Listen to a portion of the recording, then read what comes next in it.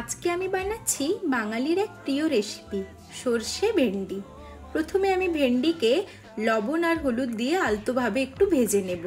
ভাজা হয়ে গেলে কড়াইয়ের ওপর দিচ্ছি সর্ষের তেল। তেল গরম হয়ে গেলে দিয়ে দিচ্ছি বেটে রাখা পেঁয়াজ।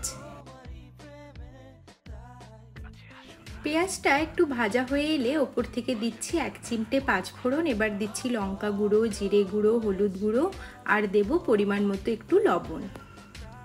চলুন এবার মশলাটা কষতে থাকি। মশলা কষা হয়ে গেলে যখন তেল বেরিয়ে আসবে ওপর থেকে দিয়ে দিতে হবে ভেজে রাখা ভেন্ডি। এটি রান্না করতে খুব বেশি কিন্তু জলের প্রয়োজন নেই, কারণ আমি ভেন্ডিকে আগে থেকেই ভেজে রেখেছিলাম। ওপর থেকে দিচ্ছি এবার বেটে রাখা সর্ষে। সর্ষেই কিন্তু আজকের রেসিপির মূল উপাদান। এবার দিলাম সর্ষে ধোয়া জল। চলুন এবার ভালোভাবে একটু কষিয়ে আমাদের কিন্তু তৈরি সর্ষে ভেন্ডি। রেসিপিটি কেমন লাগলো আমাকে অবশ্যই জানাবেন।